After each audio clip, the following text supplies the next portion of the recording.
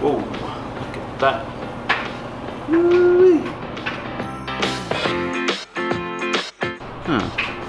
What is this? Ah.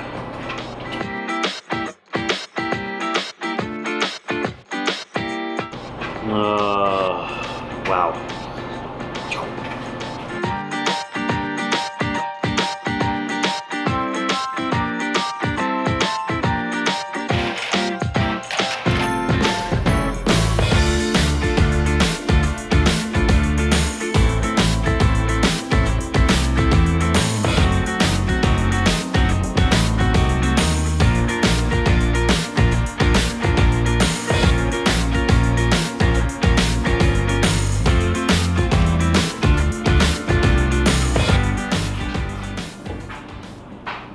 This was a super exciting phone call to get. All of our face frames, doors, and drawer fronts are back from paint, and they look fantastic.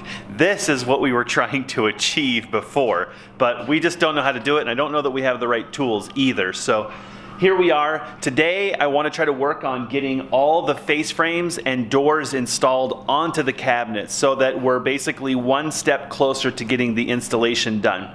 This is a big project. I can tell you already that there's going to be some problems, and there's going to be a lot of things to work through, some mistakes that I made in building the boxes, and some issues with hardware that I couldn't have foreseen.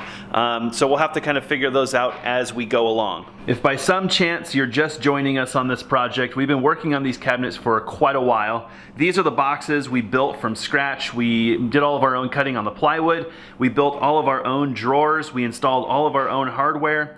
And we've also been working on this top, which we made from firewood. We salvaged that stuff and we turned it into this butcher block. That epoxy has about 24 more hours to cure before it's technically ready for use. If you haven't seen all those videos, you have missed a ridiculous amount of effort and labor to build all this stuff. Jump back and give them a watch. This project has been bigger than almost any project on this house so far. So the company that we had do this has their own spray booth, and they actually used a varnish. It's a 2 or 3 step product. They've got this down to a science because they're a cabinet shop, and so they did a great job on this. They did exactly what we were looking for. If you haven't seen the video where we try to paint these ourselves, give it a watch if you're thinking about doing your own finishes. There's just so much to know. Like getting this gap filled between this panel. It's a 5-panel door, and there's just a very small gap there, and we could not get paint to fill that gap for our life. There's actually a tremendous amount of texture in this center panel, and the varnish actually fills that in, so the texture is almost gone. There's still a little bit there. You can kind of see some grain, but it's nowhere near as pronounced as it was when we were trying to do it. The painting company asked us, do you want to have all these blemishes and things in the panels and the doors? And we said yes. We want them to look like we built them. We're not ashamed of that. We don't want them to look perfect like melamine or something like that. So they chose to just paint right over the top of all the knots and dings and things like that, which we're super fine with. We do want to have some character, but we wanted to go with a more muted look. We already have a lot of wood in the house, and so we decided to go with white. It's a great test drive to see if this is something that we're going to like for future projects in the house. Based on how it looks sitting here on the counter, I think it's going to look fantastic. We're going to be fastening the face frames with these pocket hole screws that we already drilled in the boxes. So the face frame is going to go on this side, and we're going to fasten through here. But these face frames do a lot. They're not just for appearance, and that's where we're going to have some struggles today. This cabinet without a face frame is actually somewhat flimsy. I wouldn't say it's flimsy, that's not a good word, but it's got some movement in it, and that face frame is going to give it like a 3rd side to the box. And then when we fasten it to the wall, that's going to be like the 4th side of the box, and this thing will get to be super rigid. Unfortunately, a couple of the cabinets, when I glued up the backs, I didn't make sure they were square, and so I'm concerned that the face frames are not going to fit, and I'm really not sure how to get those boxes to be square now because they're glued up. So we're going to have to figure that out when we get there, but I think let's just try to pick on one cabinet, and let's see if we can get through installing the face frame and the doors, and then we'll kind of go from there.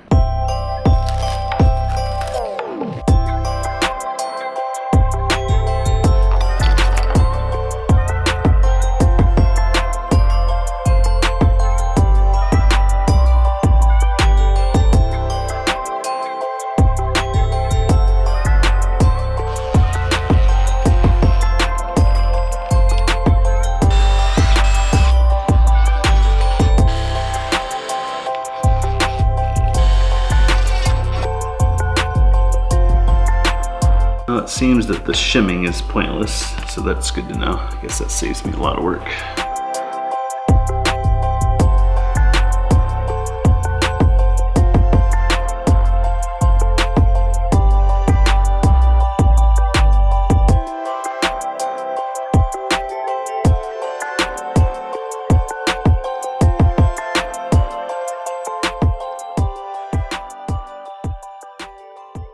Well, that did not go at all how I kind of envisioned it in my mind. I set up all these shims. I put a bunch of effort into cutting 1/8" shims, thinking that that would help with getting the doors positioned so that the hinges go on correctly, but only to later realize that the hinge mounting plate goes where it goes. It doesn't really have an option, and then any further adjustment is done with the hinge itself. This plate has a little lip on it, and that lip goes firmly against the frame, and so, well, it is what it is. It's not like you have any leeway there. And then all the adjustment is really in these screws in the hinge, which is one of the reasons that we purchased premium hardware, was for the adjustability. So here I am trying to set an 1/8" shim in here, and this hinge may or may not be currently set to that 1/8" setting. So in the end, I guess what I learned is that I only need to shim the top and the bottom, because there is no up and down adjustment really in these hinges. So that's got to be set correctly. So that's where the hinges or the shims came in handy. I found that, these are perfectly 1/8", but sometimes you need just like a sneeze. So I broke off some composite shims to use those, because sometimes you just need a little less or a little bit more. And we're not trying to get that precise here, right? We're just trying to get to a fairly even reveal. So as long as these shims fit, I'm pretty happy. So I think I'm kind of learning that it's a lot more simple than I was originally making this out to be. I think the real critical part is that these hinge plates get mounted correctly up and down. And then everything else we'll have to adjust kind of once we get it on the cabinet maybe, and we can stand the cabinet up and give it a good look. So I think that's basically the process for installing these hinges. It probably seems really simple on camera, but my brain's over here kind of having to work through this, because once you drill those holes, you're committed to drilling those holes. On the cabinets that have double doors, that's going to be a little bit more complicated, but I guess not really, because all we're having to do is shim the up and down. That's really where my brain was getting messed up, was having to figure out the 1/8" reveal between the doors, and you get the idea. Just making sure that the hinges are installed correctly.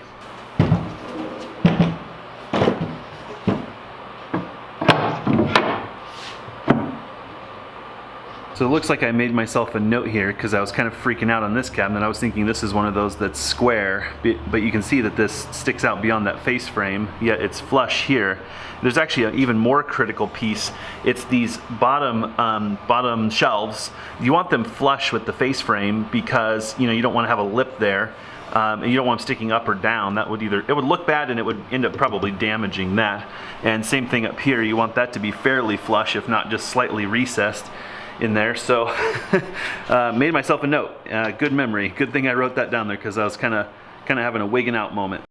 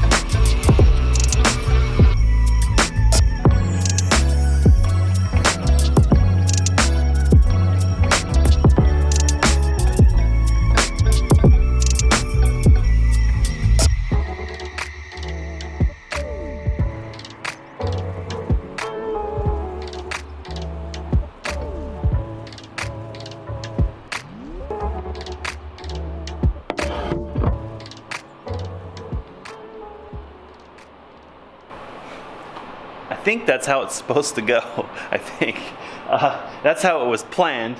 I do want to mention something, because somebody out there is freaking out because they see that these doors are swinging past the face frame. With this type of cabinet, a framed inset door, we're going to need to put some sort of a stop inside the door because the hinge doesn't have a stop built in that I know of. And obviously if you had a different style, an overlay style, the frame itself would stop the door. So that's the plan. I'm not really sure what we're going to use. We'll probably just put a little screw or like a little piece of wood or something like that, and that'll make the doors sit nice and flush. We're definitely going to have to do some tweaking on the hinges. It's kind of expected, but that makes me nervous just because I think when these all get mounted up on the wall, if you look at it and it just looks like a mess, well, I'm going to feel really defeated. But I think that's basically one cabinet. And that one pretty square, frame went on pretty good, just that one small change. We do need to do one more task on these tall uppers, and that is drill the holes for the shelf pins. I'm not going to do that right now because I want to kind of look at this with Alyssa and make a decision on what height we want those. I think we want them at about 12 inches or so. That's about how high this cabinet is. And if we do them at 12, we'll have basically 2 and then a small shelf at the top for little things. Or we could just do 2. I think what we'll probably end up doing is drilling quite a few holes, because this jig that we have, you can drill a bunch of holes in it. So no need to give ourselves one option, but I kind of want to look that over with her and see what her gut is. I found from the drawers that we put in our drawer base that 12 inches is a pretty magical number. I'm not really sure why that is, but a lot of things seem to be less than 12 inches. And so maybe there's like an industry standard or something for kitchen appliances, who knows. So that one's done and out of the way. Went a little bit smoother toward the end there. I think it's gonna be really bumpy until I get 2 or 3 of these installed. I'm just gonna take my time kind of scratching my head. And then of course when we get to the things that are out of square, I'm totally lost. So I think until Alyssa's available to look at this one, I'm gonna set it to the side and get to work on some of these others, and hopefully we don't have any problems. For my own peace of mind, I just took a moment and adjusted the doors and put a couple of temporary stops in there. Now it looks a lot better. The reveals are pretty even and the doors close nice and flush. A much better preview, hopefully, of what all the cabinets will look like.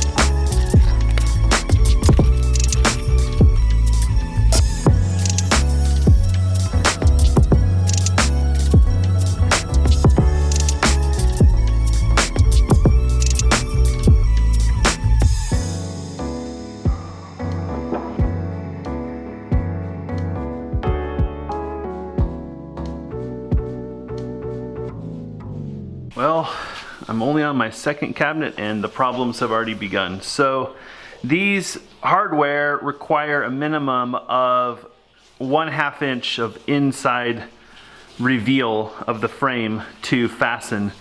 And so I just built them onto the face frame, right? That's all you gotta do, just put them on the face frame. Well, turns out the inside dimension of the cabinet must not be correct because they don't fit. They don't fit inside there. So I've got a problem. I either have to move the hinge out to fit the face frame on, or I've got to modify the box somehow to get these hinges to slide into place. That's problem number one. Problem number two is this box is not square. If you look at this shelf, you'll see that this shelf is running up as we get closer to myself. And the bottom is doing the same thing, and it's obvious here in the face frame. So this is the first cabinet where I've got to figure out how the heck to adjust this stupid thing to get everything to fit correctly.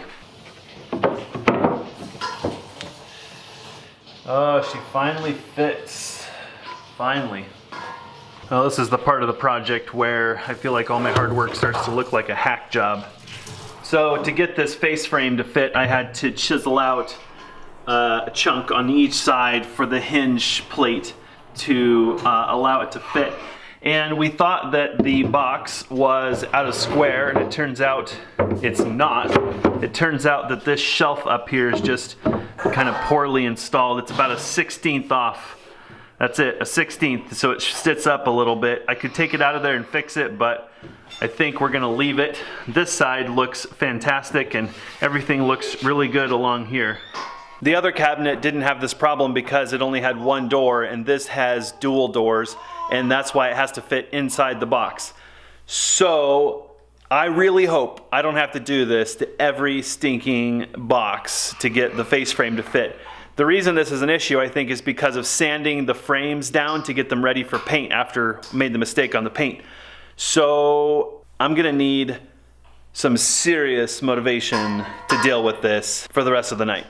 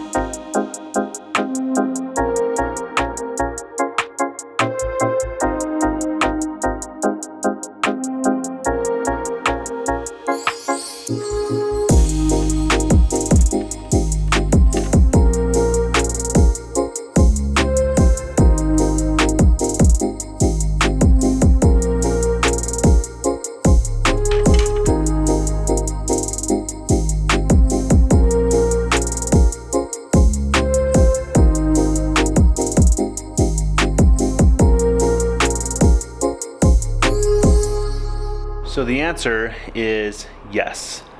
I had to chisel every single box that has doors. That's a really profound lesson in sanding. I can tell you where the mistake happened. It's when we tried to paint our own stuff and then we had to sand it. Alyssa asked, can you really sand that much off? I mean, is it that easy? The answer is yeah, big time. It's so deceptive when you're running a sander how much material you're removing. You really don't know. And in this case, everything was cut with high precision, but sanding is all it takes to screw all that up. When you look at these doors kind of sitting on the counter there, they look pretty good. But as soon as you put a frame around it, your eye can start to pick up on inconsistencies. We don't mind them, they're all part of the character to us. This is more a sentimental set of cabinets than it is us trying to make a professional product for a customer. But there's some deep lessons in here, and I think had we avoided the painting step and the sanding step, I think things would fit better overall, and most certainly feel confident that we could have avoided all the chiseling that it took to make everything fit well. It was worth it because it's all part of making everything fit correctly, but in the end, would have been nice to avoid 2 to 3 hours of time wasted. This moment right here is where we're benefiting from this expensive cabinet hardware that we purchased. Adjustability. These hinges are adjustable in so many ways. For example, this door was actually quite a bit tilted this way for some reason. Maybe it's the thickness of the door, I'm not really sure if that's kind of got fudged in the sanding too, but we're actually able to adjust the door in this plane, and this plane. So we're able to get these reveals to look pretty good. I actually feel like that cabinet looks pretty stinking good. I could probably play with this gap over here a little bit and get that better, but overall the cabinet looks great. It did not look great when I first put those doors on there.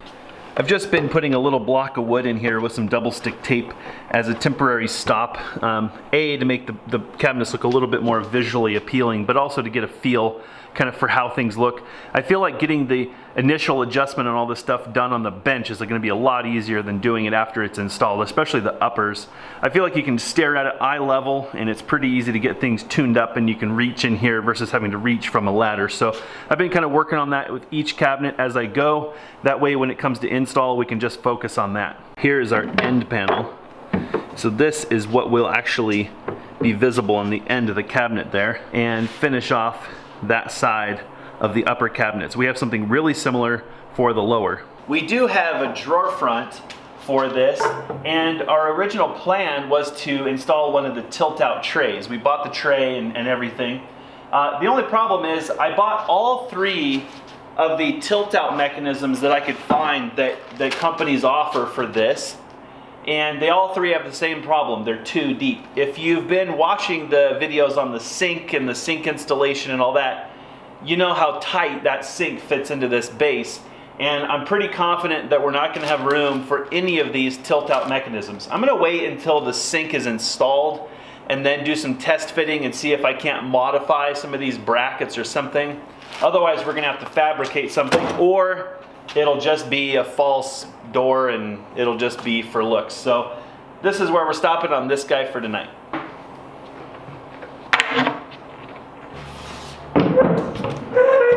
So the last 2 cabinets are drawer bases, and thankfully, I guess in some ways, there's no hinges, so we're not having to deal with that debacle. What I'm wanting to make sure of, and I'm not certain about, is how much do I need to make sure that the drawers are like super true. If you've been following us, you know that the hardware that we used is very adjustable. My thinking is probably to get the face frame installed, and then I'm thinking we'll probably just use double stick tape, and we'll kind of use that to shim and align the drawer fronts. When we get them where we want them, we'll probably just drill through the drawer, through the handle holes, and then I've got a trick that a friend mentioned to give you a little bit of fudge room on top of the fudge room that the hardware provides.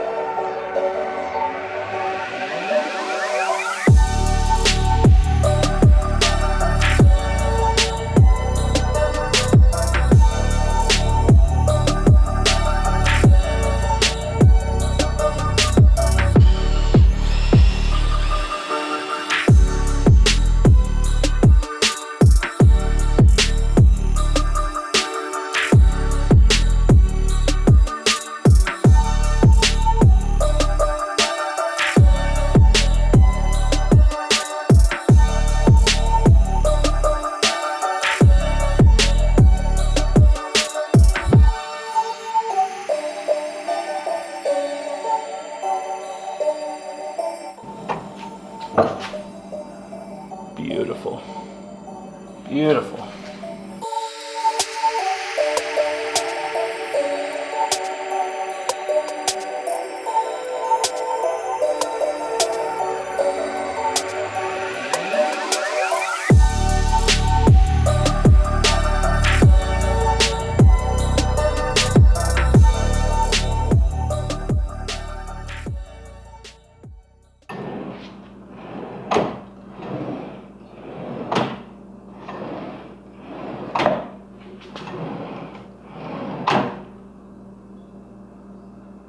have no idea if that's how you're supposed to install drawer fronts or not, but it's what makes sense in my mind. So I went through all the hardware and I set all the settings to middle of the road. Left and right, up and down, forward and back, and then I think, what's the other one? I think left and right in the rear. So lots of adjustments. I set them all to the middle just in case we needed like one way or the other.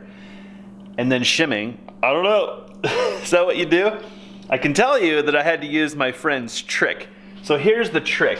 This drill bit is the size that we're actually drilling for the hardware. I think it's like 3/16 or so, something like that. But the trick is to over drill the drawer. Don't drill the drawer front, just over drill the drawer a little bit. So this is a 1/16. That's it. And I was able to adjust this drawer. I'm not sure what happened, but maybe as I was going in with the drill bit, something happened, it moved the drawer up or down or something. And even though I had worked really hard to shim all these and get them nice and even, something changed. And so I was able to just put enough friction on the front that it doesn't wiggle, and then you can adjust it to where you want and then tighten down your pull, and everything looks and works fantastic. I actually don't know if you're supposed to, what I'm supposed to do to hold those drawer fronts on there. I'm sure that the pull is not what you're supposed to use to hold that on there. Maybe you're supposed to glue it on or screw it on or something. I'm not really sure. It's working for the moment, and I don't have a brighter idea, so I'm gonna leave it just the way it is and maybe do a little bit of research. I don't really wanna glue them on, because what if you wanna change your drawer fronts, right? Maybe there's nothing wrong with the way it is now. I mean, I don't know, seems like it works pretty good to me.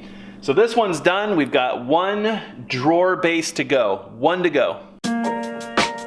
Don't tell Alyssa, okay?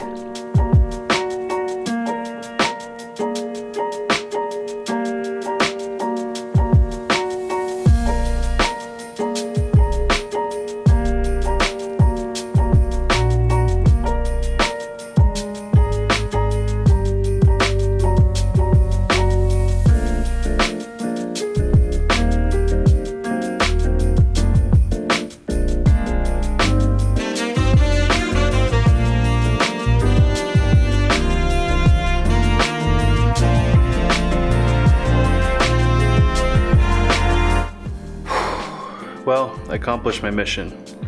I did it. Everything is together. What a hump. So much to share, but I'm not gonna bother you guys with all the details. I am freaking exhausted. There's so many things to learn about this stage, and if you've never built cabinets from scratch, try it sometime. I still got some tweaking to do on this guy, but I'm done. I've been at this for 11 and a half hours. I'm super excited to have these built. Alyssa loves the look. I think they turned out good. I think there's things we would have done differently, which we can do on the next project better. But overall, these cabinets were worth it. I can't wait to see them installed and see if they actually look like the design that we conjured up over 6 months ago.